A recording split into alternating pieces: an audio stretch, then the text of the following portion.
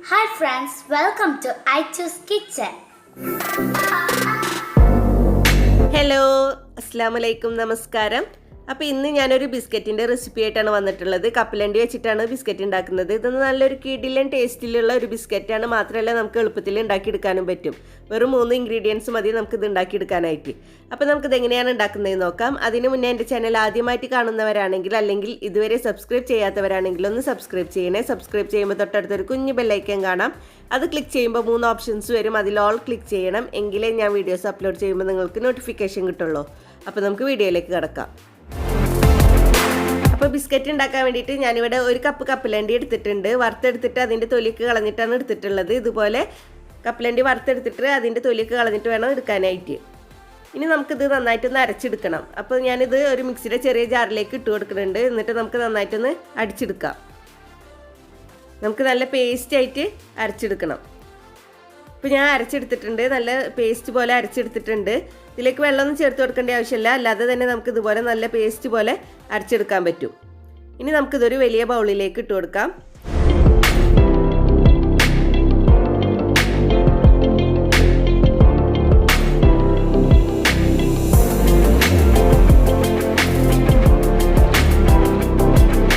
എന്നിട്ട് ഒരു അരിപ്പ വെച്ചിട്ട് അതിലേക്ക് നമുക്ക് 1/4 കപ്പ് മൈദയും 1/2 കപ്പ് പഞ്ചസാര പൊടിച്ചതും ചേർത്ത് കൊടുക്കാം. എന്നിട്ട് അരിച്ചെടുക്കാം.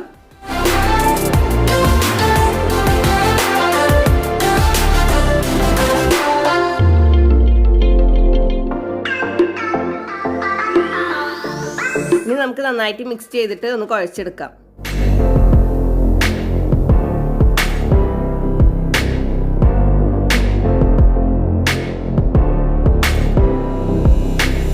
നമ്മളിത് മിക്സ് ചെയ്ത് കൊടുക്കുന്ന സമയത്ത് നല്ല ഡ്രൈ പോലെ തോന്നും. എങ്കിലും നമുക്ക് ഇതിലേക്ക് പാലും വെള്ളം അങ്ങനെ ഒന്നും ചേർത്ത് കൊടുത്തിട്ട് സോഫ്റ്റ് ആക്കേണ്ട ആവശ്യമില്ല. നമ്മൾ കുറച്ച് നേരം ഇതൊന്ന് മിക്സ് ചെയ്ത് കൊടുക്കുമ്പോൾ കുറച്ചും കൂടിയും സോഫ്റ്റ് ആയിട്ട് വരും. ഇപ്പോൾ കുറച്ചും കൂടി സോഫ്റ്റ് ആയിട്ട് വന്നിട്ടുണ്ട്. ഇനി നമുക്കിത് കുഴച്ചിട്ട് ഒരു ഡോ ആക്കി എടുക്കാം.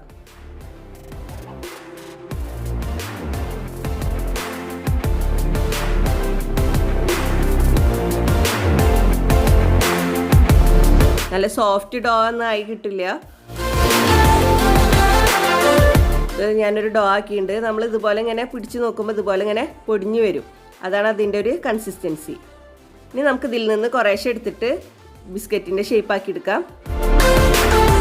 ഈ സമയത്ത് നമുക്ക് കയ്യിൽ കുറച്ച് ബട്ടറോ അല്ലെങ്കിൽ സൺഫ്ലവർ ഓയിലോ കയ്യിൽ പുരട്ടിയിട്ട് ഇതുപോലെ പരത്തിയെടുത്താൽ മതി.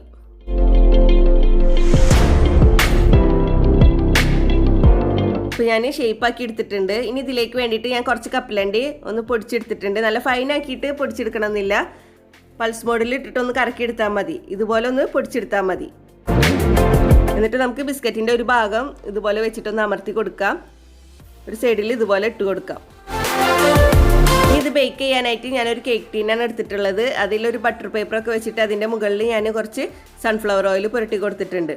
ഈ സൺഫ്ലവർ ഓയിലിൻ്റെ പകരം നിങ്ങൾക്ക് വേണമെങ്കിൽ ബട്ടർ പുരട്ടി കൊടുക്കാം. എന്നിട്ട് അതിലേക്ക് വെച്ച് കൊടുത്തിട്ടുണ്ട്. ബാക്കിയുള്ളത് നമുക്ക് അതുപോലെ ചെയ്തെടുക്കാം.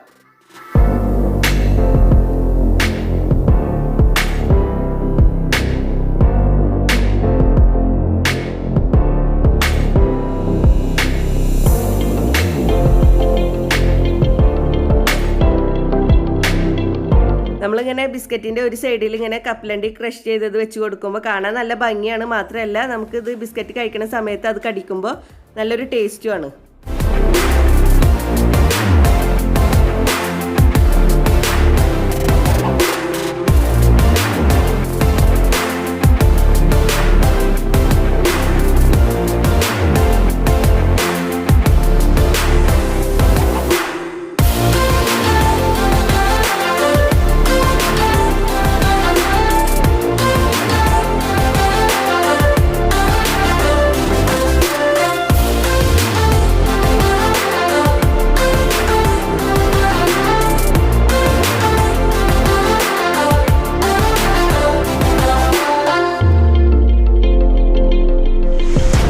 നമുക്ക് ബിസ്ക്കറ്റ് ബേക്ക് ചെയ്തെടുക്കാം. ഞാൻ ഈ സോസ് പാനിലാണ് ബേക്ക് ചെയ്തെടുക്കുന്നത്.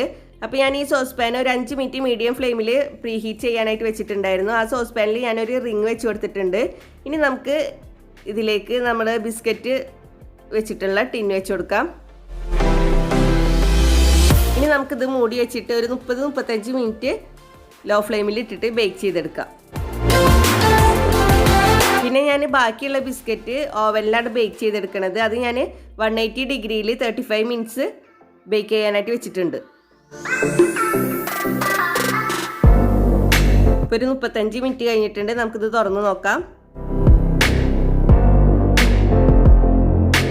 അപ്പോൾ നമ്മുടെ ബിസ്ക്കറ്റ് റെഡി ആയിട്ടുണ്ട്. ഇനി നമുക്ക് ഫ്ലെയിം ഓഫ് ചെയ്യാം.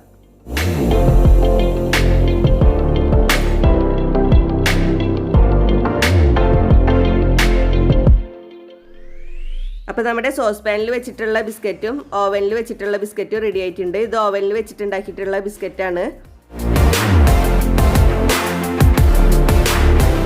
നമ്മുടെ ബേക്കറി ബിസ്ക്കറ്റ് പോലെ തന്നെ കിട്ടിയിട്ടുണ്ട്. ഇത് ഞാൻ സോസ് പാനിൽ വെച്ചിട്ടുണ്ടാക്കിയ ബിസ്ക്കറ്റാണ്. ഇത് രണ്ടും തമ്മിൽ വലിയ വ്യത്യാസങ്ങളൊന്നുമില്ല. അപ്പോൾ നമ്മുടെ കപ്പലണ്ടി കൊണ്ട് ഉണ്ടാക്കിയിട്ടുള്ള ബിസ്ക്കറ്റ് എല്ലാവർക്കും ഇഷ്ടപ്പെട്ട് കാണുമെന്ന് വിചാരിക്കുന്നു. ഇഷ്ടപ്പെട്ടെങ്കിൽ എല്ലാവരും ഇപ്പോൾ തന്നെ ഒന്ന് ലൈക്ക് ചെയ്യണം. നമുക്ക് സോസ് പാനിൽ വെച്ചിട്ടുള്ള ബിസ്ക്കറ്റ് ഒന്ന് പൊട്ടിച്ച് നോക്കാം. നല്ല പെർഫെക്റ്റ് ആയിട്ട് തന്നെ കിട്ടിയിട്ടുണ്ട്. നമുക്ക് ഓവനിൽ വെച്ചിട്ടുണ്ടാക്കിയിട്ടുള്ള ബിസ്ക്കറ്റും ഒന്ന് പൊട്ടിച്ച് നോക്കാം. അപ്പോൾ നമ്മുടെ കപ്പലണ്ടി കൊണ്ട് ഉണ്ടാക്കിയിട്ടുള്ള ബിസ്ക്കറ്റ് എല്ലാവർക്കും ഇഷ്ടപ്പെട്ട് കാണുമെന്ന് വിചാരിക്കുന്നു. എല്ലാവരും ഒന്ന് ട്രൈ ചെയ്ത് നോക്കണം. ട്രൈ ചെയ്തിട്ട് ഫീഡ്ബാക്കൊക്കെ അറിയിക്കണം. ഇനിയും ഇതുപോലുള്ള വീഡിയോസുമായി വരാൻ നിങ്ങൾ എൻ്റെ ചാനൽ സബ്സ്ക്രൈബ് ചെയ്യണം. സബ്സ്ക്രൈബ് ചെയ്താൽ ബെല്ലൈക്കൻ ക്ലിക്ക് ചെയ്യാൻ മറക്കരുത്. എങ്കിലേ ഞാൻ വീഡിയോസ് അപ്ലോഡ് ചെയ്യുമ്പോൾ നിങ്ങൾക്ക് നോട്ടിഫിക്കേഷൻ കിട്ടുള്ളൂ. വീഡിയോ ഇഷ്ടപ്പെട്ടാൽ ലൈക്ക് ചെയ്യുക, ഷെയർ ചെയ്യുക. Please subscribe, comment, like and share.